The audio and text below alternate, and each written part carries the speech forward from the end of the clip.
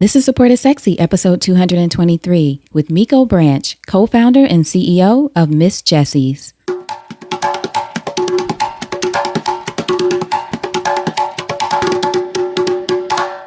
Welcome to Support is Sexy. I'm your host, Elayne Fluker, entrepreneur, author, and founder of Chic Rebellion Media. 5 days a week, Monday through Friday, I interview inspiring women entrepreneurs who share their wins and their lessons to help you take your business and your life to the next level and create something sexy. Here we go.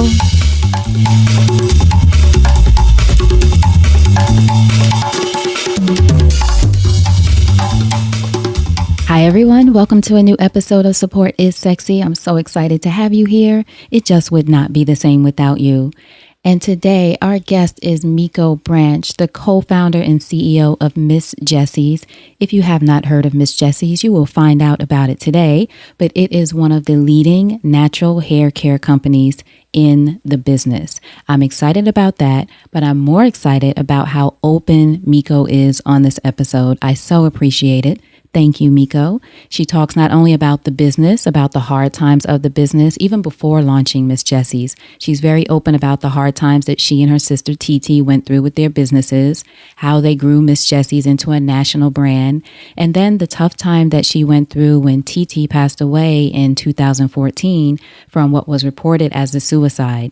And Miko is very open about that experience, what she went through, what it taught her about the importance of mental wellness. She also talks about the journey of entrepreneurship and how the ups and downs of that can be a challenge and what we all need to do to get through those moments. So this episode is really rich. I know you guys are going to love it. Some of the other things that Miko talks about is how to recognize opportunities, her advice for entrepreneurs who are creating their own beauty products, the advantage of being your customer, the power of sharing the how-to information about your products, the moment when you realize you're onto something, what it takes to be prepared for distribution of your products, very important.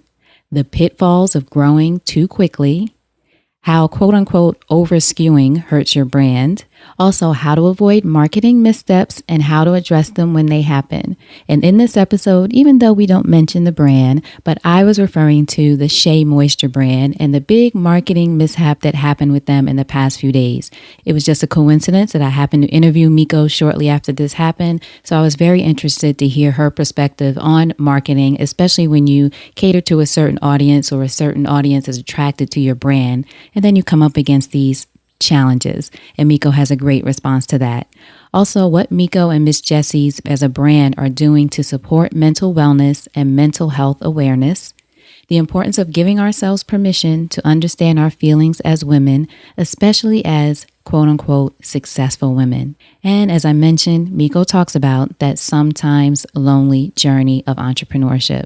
So again, you're going to love this episode full of great information. For all of the links and resources mentioned, make sure you go to supportissexypodcast.com and just type Miko, Miko, in the search box, and her show notes page will pop up with all of the links there.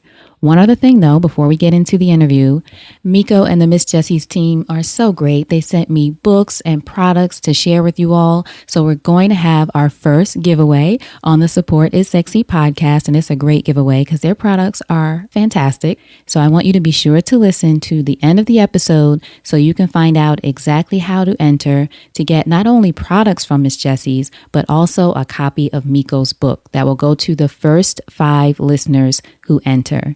All right, so tons of information in the beginning, the middle, and the end. This is a good one. So now, without further ado, Miko Branch. So Miko, thank you so much for joining us for an episode of Support is Sexy. I'm excited to have you here. Oh, Elayne, thank you so much for having me. Absolutely. Now, first question, when did you first fall in love with entrepreneurship? Oh, wow. I think it was in my early 20s. I'd worked at a few jobs. I'd had a family business, a cleaning business that I worked in with my dad and my sister. And after it became clear to me that I really didn't like people telling me what to do, probably around 25, I decided to open up my own salon, and that salon was in my living room in Brooklyn on Atlantic Avenue. Wow. So that was a thing that was your first official business. It wasn't my first official business. I had been involved with a family business, which was a cleaning business. And very early on, my sister, Titi, Branch and we opened up a lemonade stand at the age of 7 and 8. So I'd gotten my real first taste at being my own boss very early on. But I think in connection to business, my first solo business was my business in doing hair in the house. So what was a young Miko like growing up in Brooklyn? I was in my early 20s. I was originally raised in Queens. In my early 20s, I think I was around 20, maybe 21, came to Brooklyn. And Brooklyn was a very different place than Queens. Brooklyn had a different energy. It had close proximity to the city, but in the early 90s, there was a Black entrepreneur that was alive and that was well in Brooklyn. And socially, it was really about being your own boss and doing for yourself. And that time was a good time for me to be exposed to that energy. In my early 20s, it just started to be clear to me that I needed to do something on my own. And I think Brooklyn was the right place for me to be when it came time for me to take a shot at it. Who would you say were some of your greatest influences growing up? My grandmother, Miss Jessie Mae Branch, was a wonderful role model. She was the first CEO that I had ever seen. I spent many summers and all the holidays with her, and I was just really, I really enjoyed the time that I had with this woman because she was very sure of herself. She was an excellent delegator, and she basically ruled our family from her kitchen table. And when it came time for me to be a boss and me to have employees, it wasn't uncommon for me to reference my grandmother, Jessie Mae Branch. And this is your dad's mom, right? Yes, this is my dad's mom, and she was a good-looking, beautiful, good-hearted, strong-minded woman from the South. And she did many things on her own. She had an independent spirit, real do-it-yourself kind of gal. And it wasn't uncommon for her to make a lot of things from scratch. She also happened to be an excellent cook. So that's where we got a chance to spend time with her at her kitchen table. So not only did we see this woman as a great delegator, we also learned how to cook a little bit from her. And we were able to later use that talent and craft in our own business. And where was this in the South? You mentioned in the South. She's from North Carolina, Rocky Mount. Yep, Rocky Mount and Castalia. All right. So do you feel like she sort of installed this idea of being self-sufficient on you? Did she actually say that to you and your sister, or was it really leading by example and what you witnessed when you visited her? It was a little bit of both. I mean, she certainly led by example. You could not ignore Miss Jessie. I mean, her presence was just so strong. But she said it in indirect ways, which were not necessarily related to having your own business. But she said things like, well, you need to have your own money in your pocket when you go out on a date. You know, never rely on anyone to get home, to get you home. When it came time to choose your friends, she wanted you to be the chooser. She didn't want anyone choosing you. So she had a very independent spirit, and it was also very clear to her in terms of setting her rules down. I mean, she was very adamant about her relations with people, and if you violated her or her grandkids, it was very clear that it was time for you to defend yourself. So that's another quality in her that she passed on to us. So she definitely thought it was important to defend yourself, and we heard her loud and clear. And standing up for yourself, yeah. Mm-hmm. Fantastic. So what would you say, maybe at that time when you were younger, was your idea of what you would do when you grew up? Did you always have a sense of loving to do hair, for example, or beauty and that kind of thing? Or did you have other ideas of what you'd do? I always had this idea that I would have a pink salon, but ironically, it was a secret idea that I had. My mom and dad were in school, and my mom was going to school for art, and my dad was getting his master's in education. And I think it's safe to say that they didn't recognize the beauty industry as something that was prestigious. So I think as a younger Miko, I picked up on that, and I just secretly had this idea of a pink salon. But as I got older and I got the courage to really go after my dream, I'm so glad that I did, because later my sister and I would get serious about it, and eventually we were able to feed our whole family on my dream of a pink salon. Of a pink salon, that's right. Did your parents try to steer you in one way or the other, maybe toward education or something else? Yes, they did. My dad thought that he was concerned that a career in the beauty industry wouldn't really be able to support me financially. He was concerned that there was maybe a lack of formal traditional education, maybe in liberal arts, or I think somehow it didn't occur to him that the beauty business, there was a profession that was involved in it. And I think my mother was also concerned that it wasn't a serious business, although she went to school for art. So I got the courage enough to stand by my decision. I actually went to the Fashion Institute of Technology here in New York City, and the day I graduated, it was clear to me that fashion was not going to be the road that I traveled, and I enrolled myself in hair school the day that I graduated from fashion school. And you finally opened that salon in, was it 1997? In 1997, that's right. Yeah. Titi and I opened our first storefront salon in the Boerum Hill section of Brooklyn.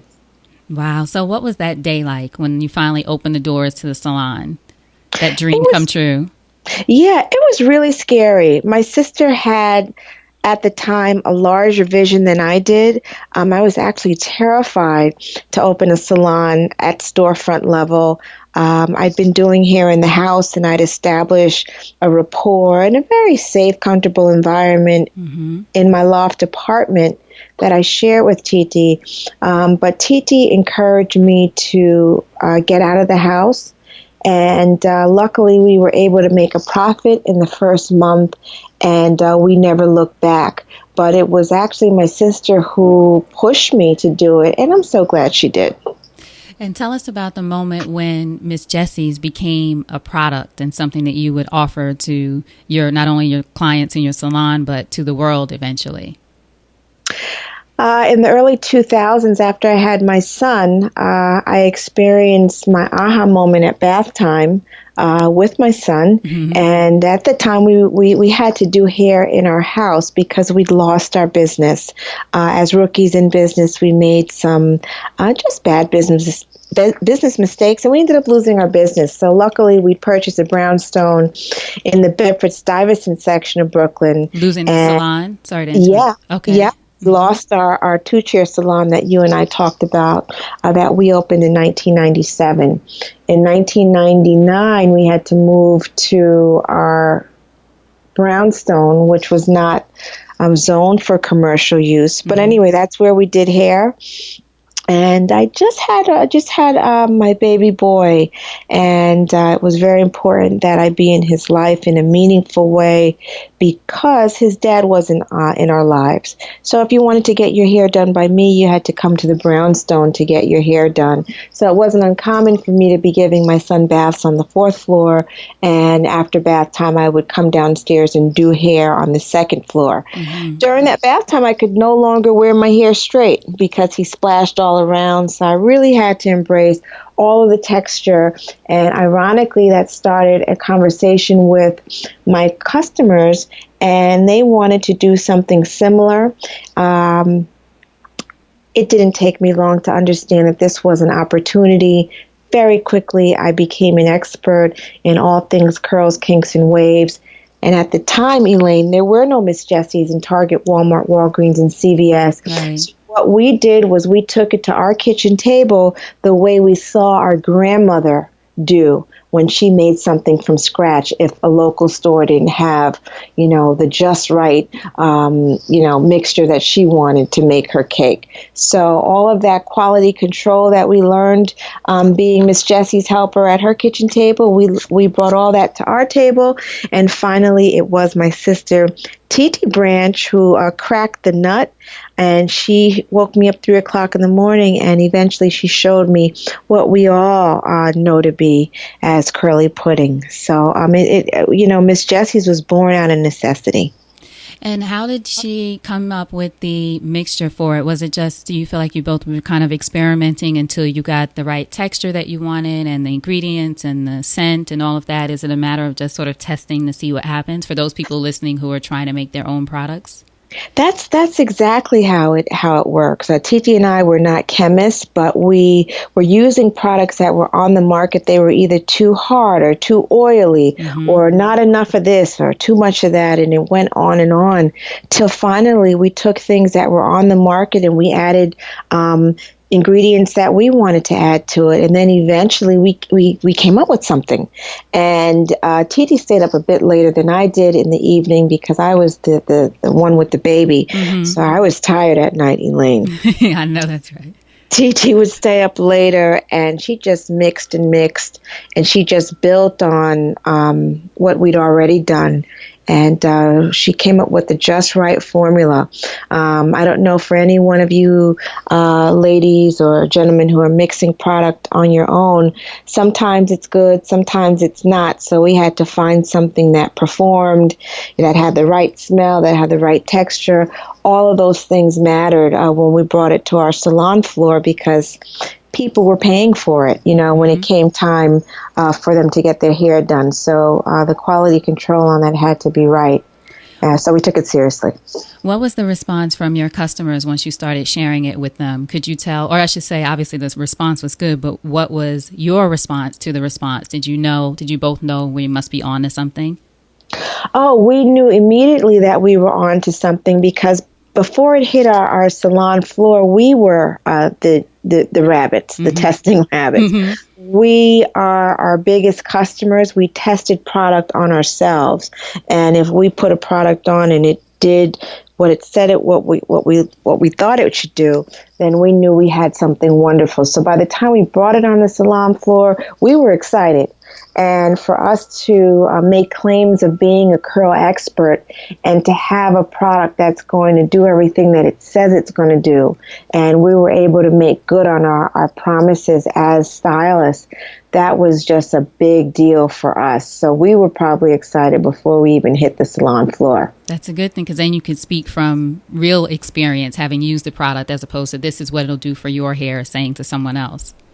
Yes, and I know, a lot of the big companies now, they understand that this is a very lucrative market, and they're coming up with product clearly to make money. We're all in business to do that, but I think for Titi and I, it was so near and dear to our personal hair issues because it was formulas and solutions that really worked on us. We, growing up, always had a head full of hair, and we truly felt like had we had Miss Jessie's, we might have had a better relationship with our hair growing up. So we only imagine that this product could be helpful to a whole bunch of other people who might not, who might be experiencing challenges with their hair. And then also this product, we were actually marketing it to people who didn't know that they had curly hair. So it was a special and interesting time. One of the things I know that you've mentioned before is that growing up, when you used to go to beauty salons, you and your sister, it was always about someone trying to, quote unquote, tame your hair. Mm-hmm. And this was a reason that you, again, with creating the product and being able to embrace your natural texture, whatever that texture is, was something that was important to you both. It was important, but we stumbled upon it. I just could no longer maintain straight styling. Mm-hmm. And that was the tipping point for me. And because I could no longer maintain it, I had to embrace what I had. I imagine that there's many women out here who might have just had a baby or might want to work out but can't because they can't maintain their straight styling. So it really, you really have to make a choice. And I think for most women, when it comes to style, I think first it's about what looks good. And if you can present something that looks good and that's flattering to a woman, or man or child, I think they'll be more open to different styling options. So in the very early days, Titi and I focused on making natural hair in its wash and go state, look as good as it can. And natural hair, I believe, is categorized as either braids, locks, or a straight up afro, or even maybe a short barber cut.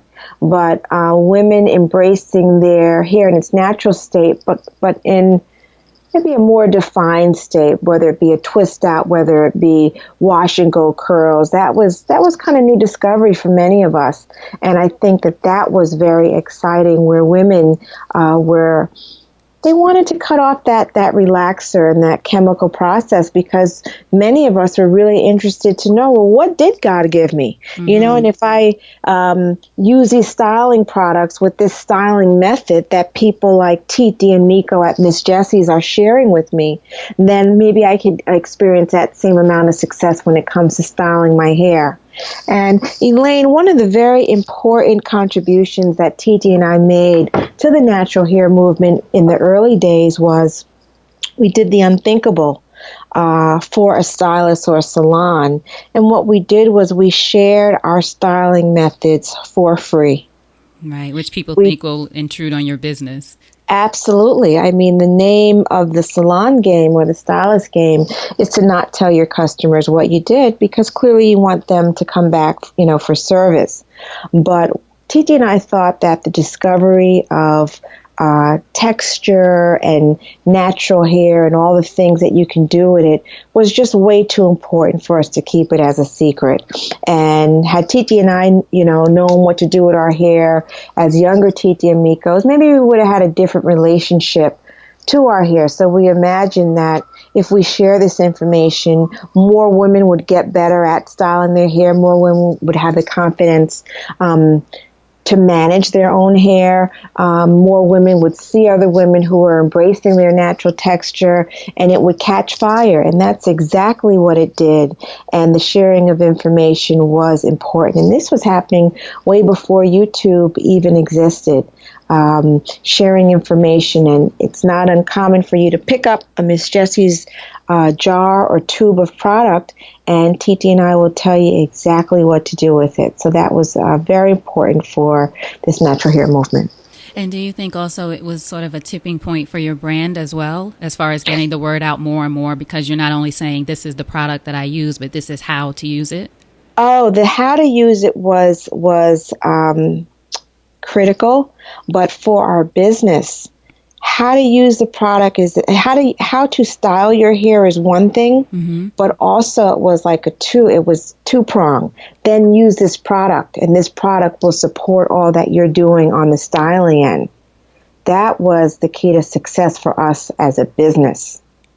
And for Miss Jessie's, not only were we helping women, not only were we pitching in when it came to hair discovery, but as a business, we became the go-to people when it came to styling techniques and also product that would make good on what it said it was going to do. Now, when would you say, or what would you say was the moment that you realized that the brand was going to go further than your salon? Would you say that it was when a big company like Target approached you, or did you both have that sense earlier on? I think when women started parking outside of our house in Bed-Stuy and started staking our house out, and I think sometimes we would have women who were angry at us because we wouldn't sell product at the doorstep. I think we That's a knew. sign. I think we knew we had something wonderful. So we making product that performed was wonderful on that end. But to have strangers come up to our door and want product, we didn't know who we were dealing with, and we had a baby in the house, so we were scared sometimes. Mm-hmm. So sometimes those moments force you to make other arrangements, and that's what led us to distribution. Mm-hmm. We understood that we needed to make this product readily available for women to get it because clearly they wanted it. So we went to a thrift store on Fulton Street. It was Black owned. It was a husband and wife team, and they weren't able to carry us. So we went on DeKalb Avenue, and we walked up to these two girls, and they had a store called Soda Fine, and they decided that they would carry this product, but it was a thrift store. And ironically, it was two white girls who decided that, hey, I'll carry it. And it was, we have a lot of cute stories. They said that they have never seen so many women of color come in their store, and these women were coming from all over to get this product, and we couldn't supply them with enough curly pudding because they were sold out within days. Wow. So the demand led to distribution, and then from Soda Fine, we could no longer keep product on the shelf, quick enough, and they were selling out, and we needed to make more products. So Titi and I stayed up longer in the night to make it, and then we marched into Ricky's, which is like a drugstore, like a cool drugstore here in New York City, and they had 25 stores. And we thought with 25 stores, we could service many of these women here in New York. And eventually they carried the product, so that was our second line of distribution. Then after that, Salon started calling, and so on and so on. And by the time Target called, we were already sure that we had something that was loved out here in the marketplace.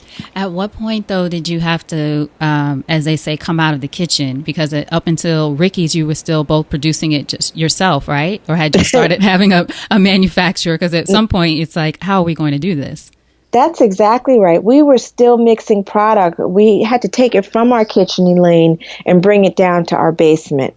And we had production in our basement. We had mixers, we had fillers, we had labelers, we had helpers, and we just turned out as much product as we could till our backs hurt. And we did that, and luckily right before Target called, we decided to outsource that part of the business. And I think everything happens when it should. Everything happens on time. I think God makes sure that everything comes right on time. And by the time we got the call from Target, we were able to make large quantities. So we were really, really fortunate.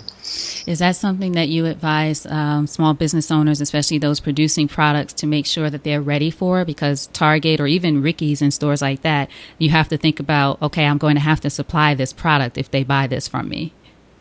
Absolutely. Once you have a successful product, you have to be able to afford to service a larger distribution. And many people don't know that many businesses go out of business trying to do business with a larger partner. Right. Or it forces a small business to go into partnership maybe with an investor, or maybe someone who is going to help you to scale up. And there's a trade-off you make in order to expand your distribution. You're going to take on maybe debt or a partnership, and hopefully you would have planned for it. But if that wasn't something that you had in mind, it's certainly going to be a shift and change in your business. And many people are entrepreneurs because there's an entrepreneurial spirit of doing it yourself. And before you know it, sometimes in exchange for money that's been infused in your business, somehow, without you knowing, you become an employee again because you have to answer to someone. So, there's many, many levels to business, and just being mindful and aware of the next phases is going to help you to really manage the growth in your business, because sometimes growth could just put a lot of stress on you if you're not prepared for it. Speaking about the growth, tell us about the benefits. This is something else you've spoken about, the benefits of building slowly. And you talk about times that it was sort of difficult maybe to make the decision to not take the outside investment, and especially as you watch competitors once the space became more crowded, because Miss Jessie's was really a pioneer in the natural hair care space and having products for that market. But now that more competitors, and as competitors came along, you speak about still making the decision to not take in investors and that kind of thing early on. Elayne, very early on, Titi and I, as rookies in business, had experienced losing our business. And we lost our business because we tried to grow too quickly. So that was a lesson that we learned early on, and that lesson was very real to us. So when other opportunities, larger opportunities came our way, we had that wisdom and insight from a failure that we had early on. So when it came time for us to go into Target, we grew into that business very slowly. We started off with 400 stores or 200. I think it was 200 or 400 stores. And then we graduated to a little bit more and then a little bit more. So what was happening was we were making money and reinvesting that money in our business to be able to afford doing business with a Target. And although we grew slowly, we were able to manage our business while it was growing. And that was important for two girls who didn't want investor money. And it's not that we didn't want money, because the money in its own right would have been very helpful. We just didn't want the ties or the responsibilities or the accountability that came with money. And honestly, Titi and I didn't have the sophistication to go out and get a small business loan, which that's still kind of a partnership. So what we did was we built our business slowly, but that can also be very hurtful to a business, because if you don't respond quickly when competitors come, that could also hurt your business greatly. So, being in business, being an entrepreneur, it's really about decision making. Right. Much of it is about timing, and you really have to ask yourself, if I were to lose it all, today or tomorrow, did I do everything right? And we believe that, if we were to lose our business or have another failure, we thought it would be good if we didn't do it by us being too hasty. So, that's something that we learned early on, and we've kept that little example. It was actually a big example. We've kept that with us all throughout, and it's led us and it's guided us properly. So that's something that we paid attention to. How would you say that you continue to innovate as a brand in what's now become such a competitive market? Well, I think that the desire to create products that really work and that have a solution to maybe a frustration or an issue is really the driving force. Miss Jessie's has always had a salon, but honestly, Elayne, without the salon, we still could develop product that's going to serve as a solution. For us, we're not a product company putting out product to compete with other brands. We're putting out products to truly help the customer. Miss Jessie's now is not over-skewed in any way. We take our time when it comes to bringing a new product to market. We test product. We feel like we want to bring something out that's really needed. Another way you could hurt your brand is over-skewing, just trying to come out with things just to fill up shelf space or just to be able to say, I have this. And that could be a very expensive venture. You know, you'd be surprised how much it takes to just put a product on the shelf. So we're very mindful about spending, and we're very mindful about coming out with product. And I think that approach to the business has served us well. So far, so good. So far, so good for sure. Mm-hmm. Now we've seen some other hair care companies get sort of major blowback, for lack of a better word, recently for advertising campaigns that their primary audience or target audience, specifically Black women, felt like it was a major slap in the face. So for you, I was wondering, how do you ensure that the Miss Jessie's brand stays true to your true customer, but still embracing diversity? Well, I think from the onset, Titi and I had made it very clear that we're coming up for solutions for texture. Mm-hmm. And it wasn't uncommon for us to see a Jewish woman and a woman with an African descent and background have a similar texture. So, you know, coming up with solution and really focusing on texture was our approach to the business. But when Titi and I first came up with solutions, we focused on the woman with the tighter coil curl like us because we realized that there was nothing out here for her. We'd spend much of our time focusing on her because there was nothing out here, and we felt like after we'd given her a lot of products that she could use, then we can move on and experiment with some of the other hair textures, be it wavy or maybe loose curly. Titi and I never stopped making products for any of our customers while we started talking to maybe another customer who had a different hair texture. I don't think, alienating anyone, whether it be in business or whether it be just on a personal level. I don't think that ever works out. Mm-hmm. And I think it goes back to the judgment and the decision making of the company. Sometimes you're spot on and sometimes you're off in your decision making. And sometimes you have to make those mistakes or get the feedback about what people like and what people don't like for you to do it better next time. I do think that there is high sensitivity, particularly for us as women of color. There's so many years we've been ignored. So many years products were not made for us, particularly in its natural state. For so many years, we had learned how to hate our hair. Mm-hmm. So we're celebrating right now. We're proud and we're happy. And I can understand the sensitivity and the emotion where, wow, when we, have something that works for us and something that's we're celebrating and that's preferred, if there's anything that's even off a little bit, we're gonna make noise. So I can understand all of that, but the decision making in a company, I think that it be, in everyone's best interest if you are responsive or if you're sensitive to the feedback. And I think the decision making going forward hopefully will be just more I'm trying to choose my words. I see.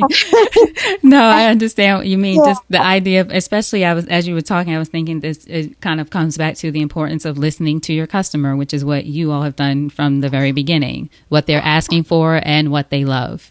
Absolutely. I do think that there's a space for everyone, and I think that maybe a wonderful compromise is something that, could be, maybe a wonderful compromise could be something that's created out of, this adversity. So let's keep an eye on it and see what happens. Right. Exactly. And I think I like that, as you said, too, the idea of a company, you address it instead of just letting it sort of keep boiling. Did it continue to fester? Has it been addressed? No, I think, well, they were on radio and things talking about, sort of explaining, I should say, what happened with an advertisement going out without the right approvals. I don't know if that's the true story, and that kind of thing, but at least there was a response. And of course, people accept it or not. But I just think for companies, well, this is all companies, but especially in a market like natural hair care, and wondering just how you sort of balance that, because you do want to grow your business and embrace. So, but I also think, to your point about Miss Jessie's in particular, this idea of the focus was always about texture. And that could be, it could be anybody's skin color isn't the thing. It's really about hair texture. Yes. That's another thing. That's where the decision making for us as a business, Titi and I were terrified at certain times in our business about partnership, because when it comes time to make a decision about maybe an ad, had it been just Miss Jessie making the decision, maybe that ad might have come out way different than the finished product when investors are involved. Because, at the end of the day, they do have a say-so. Right. All depending on the amount of money that's been infused into the business. They are a partner. And if their ideas are different than yours, that's where maybe the public might see a compromise. So that's, I think it was. Yeah. So, so although it might be a turnoff to, a core customer base, maybe there might be some internal decision making that, has nothing to do, with the customer. And it's more about, hey, you guys had a chance to, Titi and Miko, you guys had a chance to do your marketing campaigns that normally look like that. But now we want to do a marketing campaign that looks like this. And although it could be all wrong, it could be just just not understood by the core base, that's where you may see signs of, partnership. So those are some of the things that terrified us. And in exchange for us leaving money on the table, right. We thought that it was very important for us to be able to make those kinds of decisions, to avoid that kind of dilemma. But it happens. It certainly happens. And it's the ins and outs of decision making as a business. That's right. Now, in your book, Miss Jessie's Creating a Successful Business from Scratch Naturally, which came out in 2015, but the paperback just released, right? Yes, the paperback came out in January. And believe it or not, Elayne, I am still touring for I know our you book. are. You're so busy. I'm so glad to get you on here. I saw your tour dates. Yep, I'm still touring for this book, and I think the book is, it's a wonderful book. It's a very personal book, but the book, it talks about Titi and I as people. It allows you to get to know us individually, but it talks about building a business from scratch. And I don't know how many people have had the opportunity to go to business school, but I get the feeling that there's more Miko and Titis out here than we all know. And the large message in the book is, if we can do it, you can certainly do it too. And it's part, would you say it's part memoir and then part business guide? It's sort of a mixture of both. Yeah, it's equal parts. And I think that's the right mixture when it comes to the entrepreneur and do it yourself, and the business-minded person who may not know how to go about opening a business. I think it's the perfect book, because really, if we don't have those mentors, in the traditional sense, or if we don't have, a B school background, being able to learn lessons or how to get started from someone who might have a similar life to you, I think could inspire many. So it's more, it's an inclusive book, and it encourages you to do it too. Now, for everyone listening, of course, I'll make sure I have a link to the book so everyone can pick it up. But what did you think, or why did you think, Miko, at the time was the right time for you to write a book like this? Well, Titi and I decided to write the book in 2013. And Titi and I were at lunch, and it was actually Titi who said, Miko, it's time for us to write a book. And she thought it was important for us to write a book at the time because we'd already experienced success as influencers. We influence women to take the plunge and try their hand at transitioning back to their natural hair. And we understood with that same influence that we can also share our story on how we built our business. So we had already been expert at making curly pudding, expert at hairstylist, but we thought, and we knew we had another product, and that product was knowledge. And coming from the same place of sharing your information on how to do your hair, we decided that we had more information to share, and that's how to really be your own boss and own all of your splendor and glory that God gave you. Mm-hmm. And you're also on tour, since we spoke about that, during May, which is Mental Health Awareness Month. And I know that Miss Jessie's is posting great content on social media, sharing, I believe it's each day of the month, ways to support your mental wellness, which I think is a beautiful idea. Tell us why you think this is important to the Miss Jessie's brand.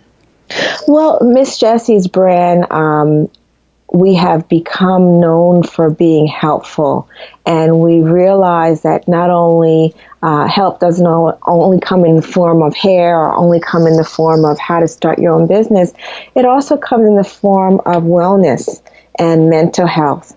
My sister Titi Branch directly suffered from depression and mental illness, and my sister passed away December 4th, 2014, and when she passed away, she was clearly suffering from her battle with mental illness. I believe Titi may still be here today if she felt like it was okay for her to talk about how she felt more openly, more freely. I believe Titi's death was not in vain. Someone like Titi, who was beautiful, smart, successful, loving, caring, a role model to many, she couldn't experience all the joys of her success and all of the gifts God gave her because she was struggling inside. And I believe that wasn't unique to Titi. Many women or many people are probably experiencing some level of it. And I believe that if we talk about it, we might be able to save some lives. So it's very important to us. And I try to incorporate mental wellness, mental health and depression, in my talks as much as I can. And how has that experience of losing your sister in that way, how has that shaped the importance of mental health in your own life, your own mental wellness?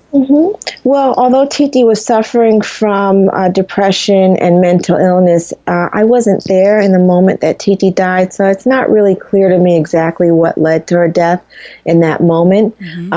But she did suffer from mental illness. It's important that we talk about it. It's important that we shine a light on it because I believe that there are people who are committing suicide. There are people who are deeply depressed. And I believe that for many of us who don't have a medical background, who don't really know how to clinically approach the topic, I think that just a level of understanding and an openness to the matter, I think can save a life. I really believe that. My family, we weren't that good about it.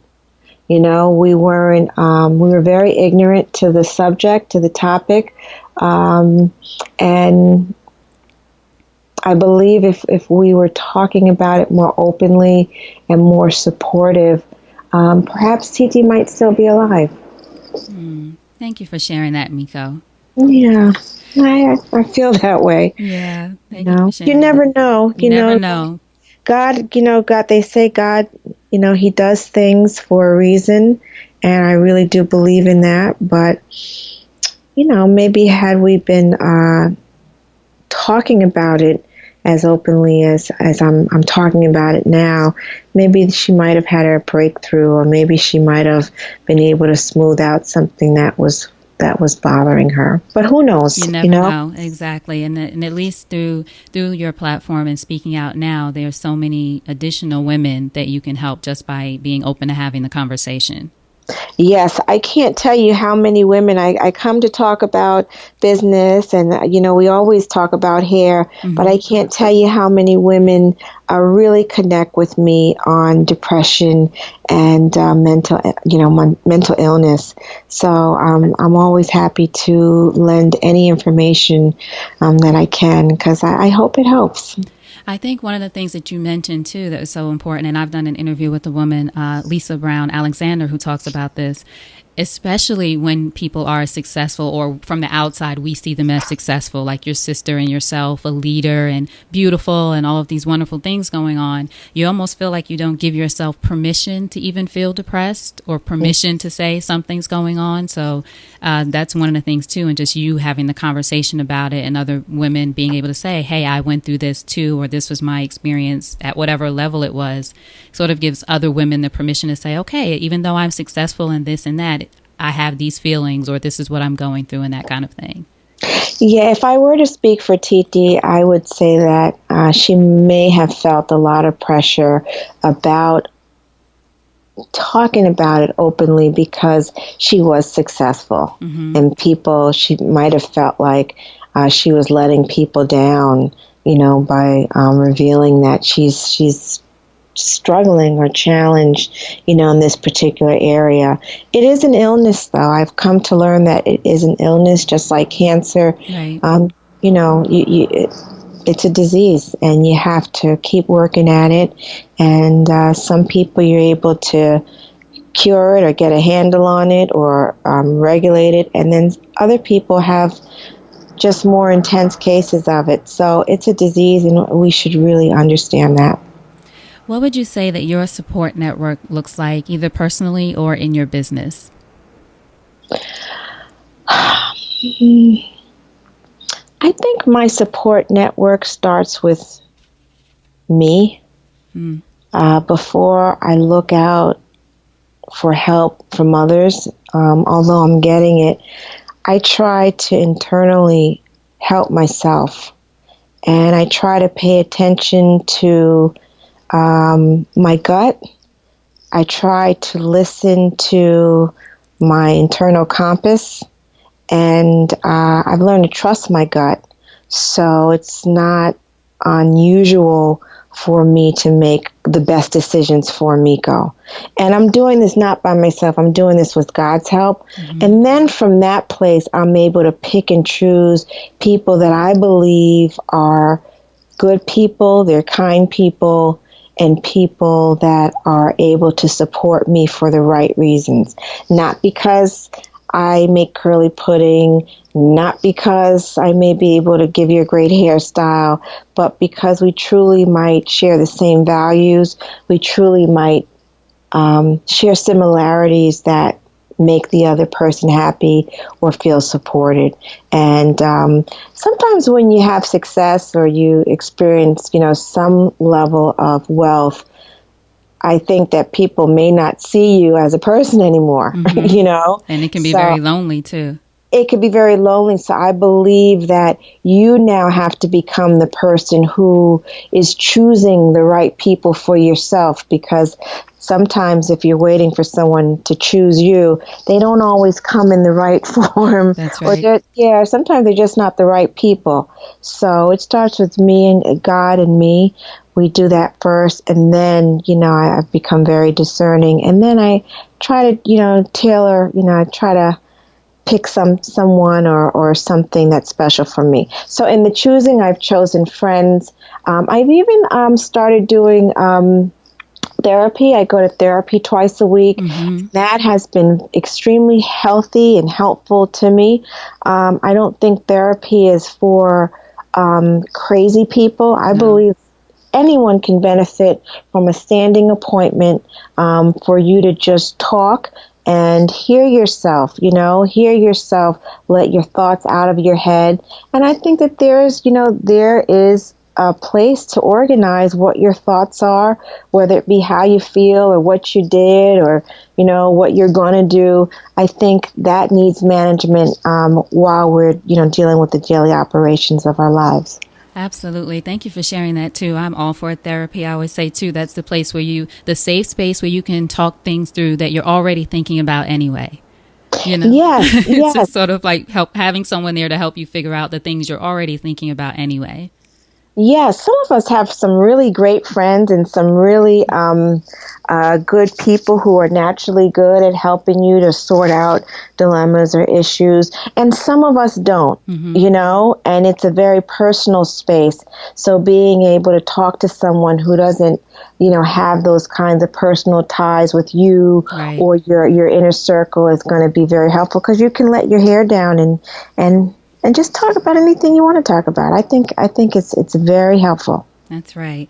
So just a couple more questions for you. This has been great. What would you say entrepreneurship has taught you about yourself as a woman? Being an entrepreneur has taught me a lot about myself, and it taught me that I needed to be accountable for all aspects of the business.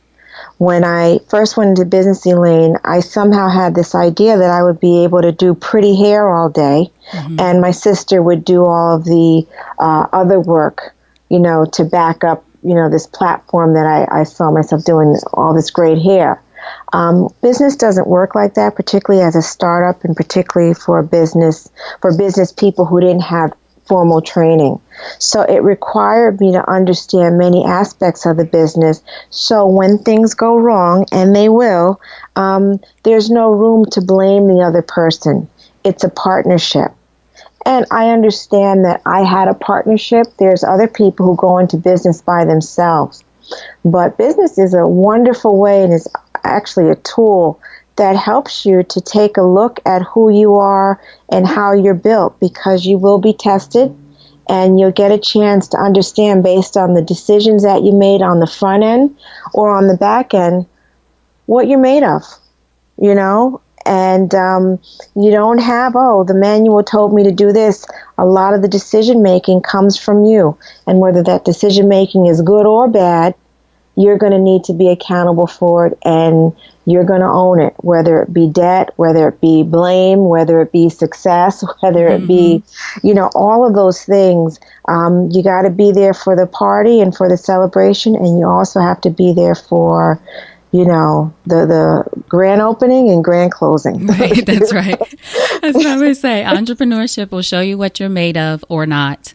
Yes, it will. Exactly. So in closing, Miko, if you think over your life and career and you had the chance to thank only one person whose support was critical to you personally or professionally, who would that be and what would you say? Outside of God, the person that I would give all praise and all glory to when it comes to my career professionally and also personally, because this person raised me and I think she did a wonderful job. And that would be my sister, Titi Branch. Titi wore so many hats. She was a co-parent. She was my business partner. She was my best friend. She was my protector. She was my roommate, and so many more things. And she did probably all of them well.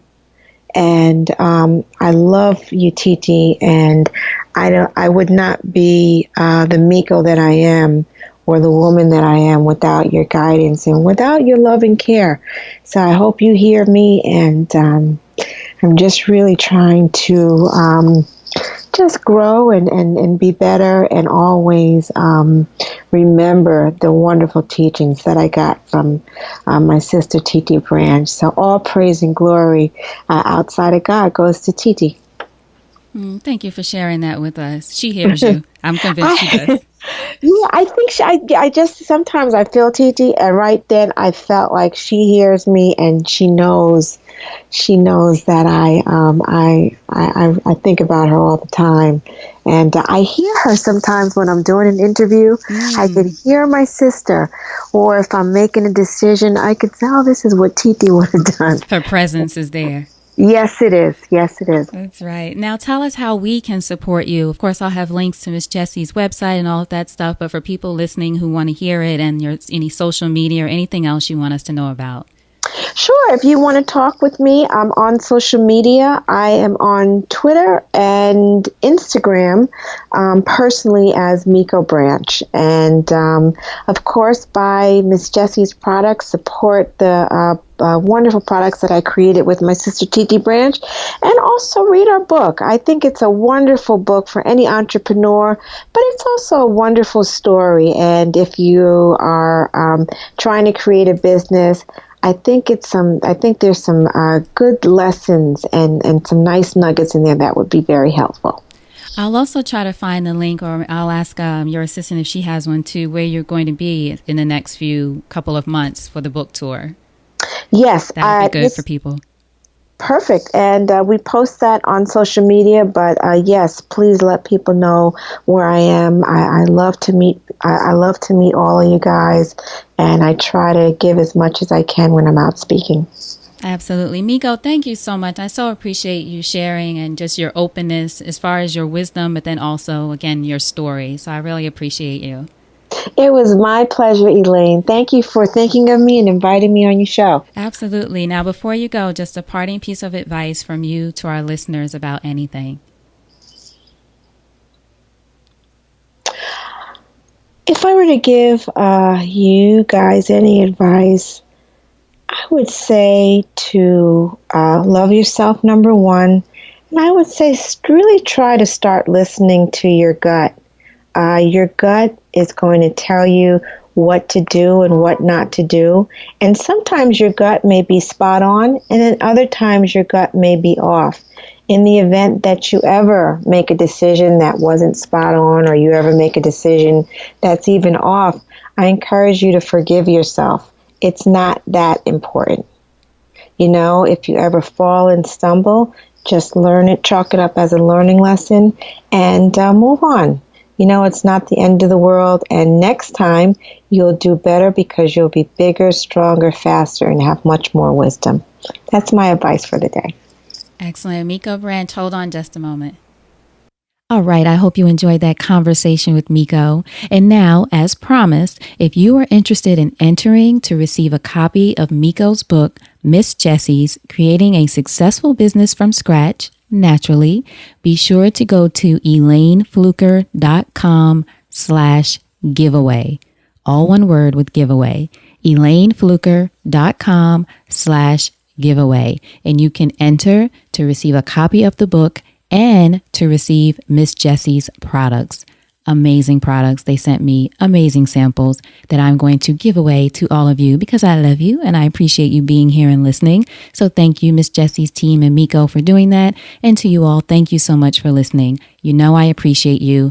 This is just one of many examples to come of what we want to give back to you all. So you can try products from the people who are on the show.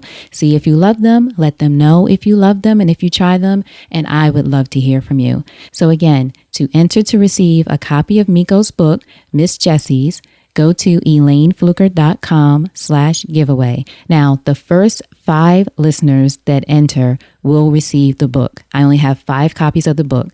So the first 5 listeners will get the book and some samples. And then I have some other products and things that I'll give away while supplies last. So if you're listening to this episode right now on the day that it comes out, go on and go to elaynefluker.com/giveaway. Don't play yourself. Go right now, sign up so you can receive your gift from us. If you're listening to it in the future, you should still sign up and see if there's still supplies here. But I just want you to know that this is a while supplies last thing. This isn't something that's going to go on forever. All right, so ElayneFluker.com/giveaway. And also, when you sign up, you'll get another free bonus from me. So be sure to look out for that as well. I'm feeling generous. It's not even the holidays. It's just the spirit of spring. And again, I so appreciate you all for listening. All right, so now, after you go and enter for the giveaway, you know what to do. Go out there and create something sexy. And I'll talk to you soon. Take care.